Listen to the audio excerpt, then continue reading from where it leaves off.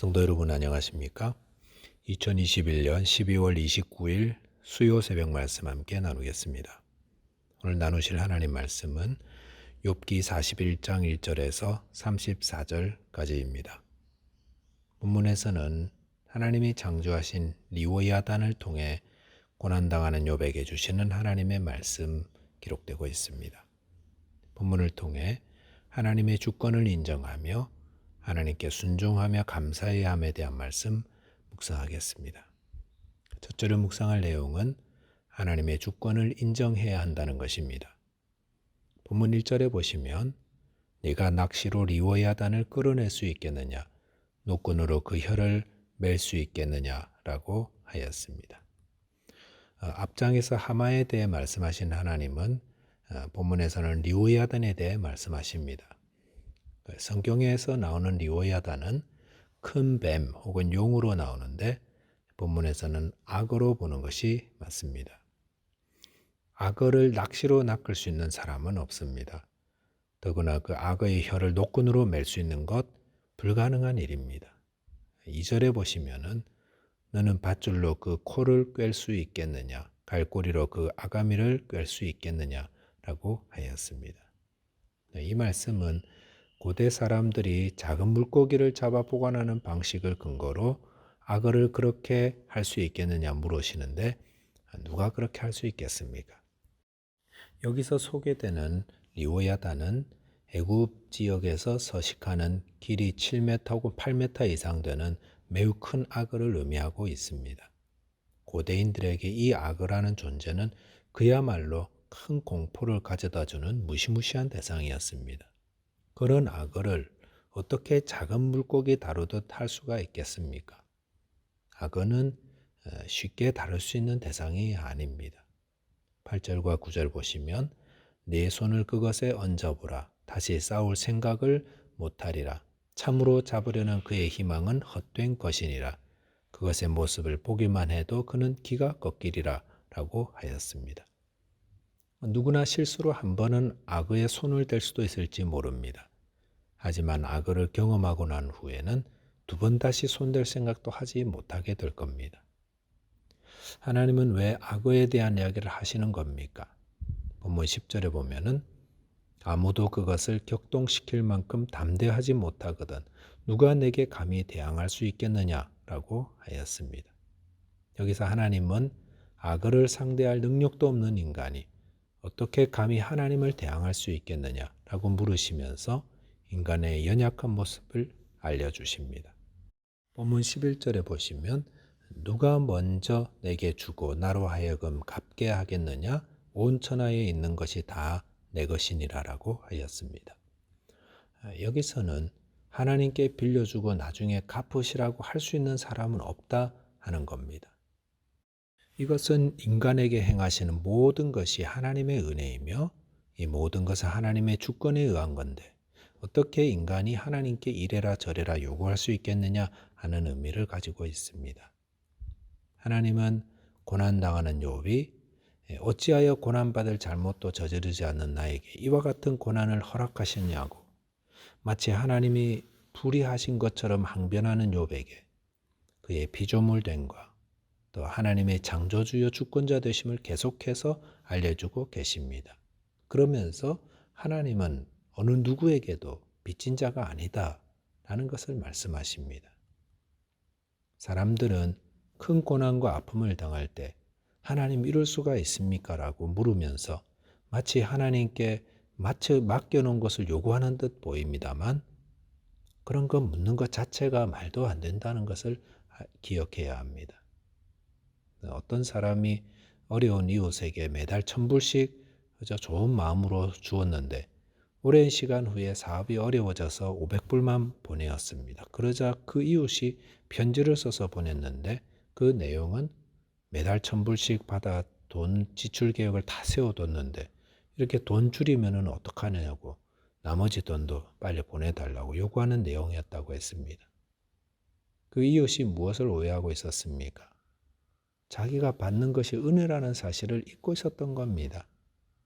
그런데 혹 우리도 이와 같은 요구를 하나님께 하고 있는 건 아닙니까?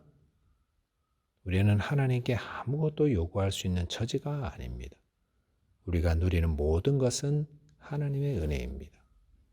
그러므로 저와 여러분이 어떤 형편과 상황에서도 겸손하며 하나님을 의지함으로 하나님께 받은 은혜를 감사해야 할 것입니다.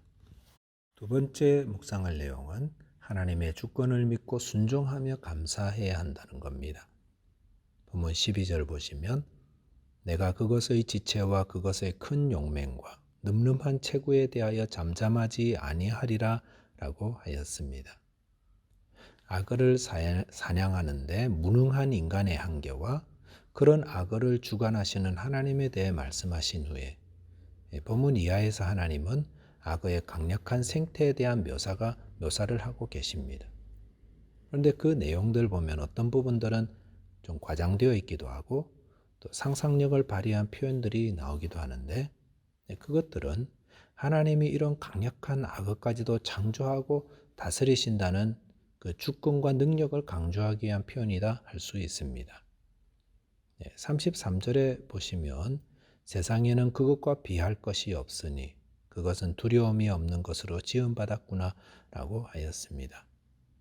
이 세상에 악어 같은 것은 없다고 하였습니다. 악어는 두려움이 없는 것으로 지음받은 존재라 하였습니다. 34절 보시면 그것은 모든 높은 자를 내려다보며 모든 교만한 자들에게 군림하는 왕이니라 라고 하였습니다. 이 34절 말씀이 악어에 대한 결론의 말씀입니다. 악어는 두려워하는 대상이 없기 때문에 모든 높은 자를 내려다보는 자리에 있습니다. 그리고 모든 교만한 자들에게 군림하는 왕이라고 했습니다. 악어 앞에 서면 이 땅의 어떤 사람도 긴장해야 합니다. 아무리 교만한 사람이라도 악어 앞에서는 교만을 내려놓아야 합니다. 천하를 호령하는 황제라고 거드름 피우고 있다가 악어의 밥이 되고 맙니다. 세상의 모든 지혜를 다 아는 지혜라고 악어를 가르치려 했다가는 금세 피투성이가 되고 말 겁니다.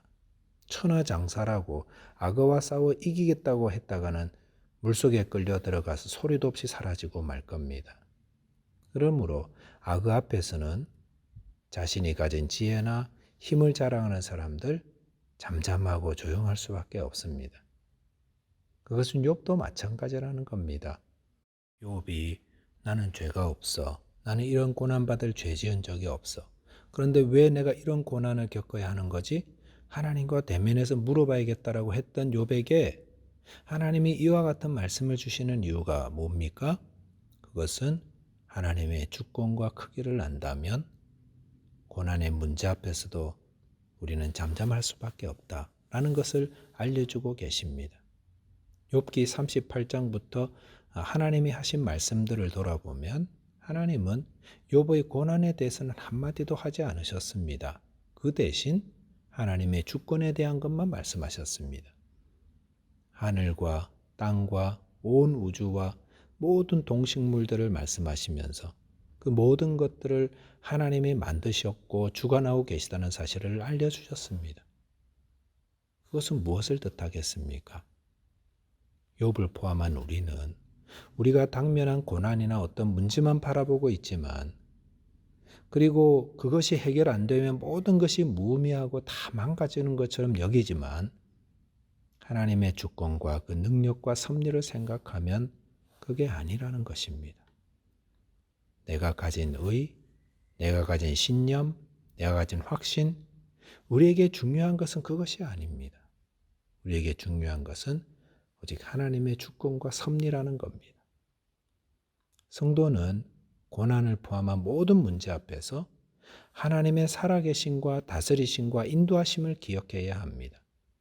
그리고 하나님을 사랑하는 자, 곧 그 뜻대로 부르심을 입은 자들에게는 모든 것이 합력하여 선을 이룬다는 로마서 8장 28절에 하나님 말씀 꼭 붙잡고 끝까지 순종하며 감사하는 자 되어야 하는 겁니다. 말씀을 정리하겠습니다. 어떤 고난, 어떤 문제 앞에서도 성도는 하나님의 주권, 하나님의 섭리하심, 하나님의 능력을 믿어야 합니다. 그리고 하나님 말씀에 순종하며 감사하는 자가 되어야 하겠습니다. 기도하겠습니다. 하나님 아버지, 저희에게 하나님의 주권과 능력과 섭리를 가르쳐 주시옵소서. 또한 하나님의 다스리심을 믿고 의지하여 어떤 문제 앞에서도 감사하며 순종하는 자 되게 하여 주옵소서. 예수 그리스도 이름으로 기도하옵나이다. 아멘. 네, 오늘도 믿음으로 승리하는 하루 되시기 바라겠습니다. 감사합니다.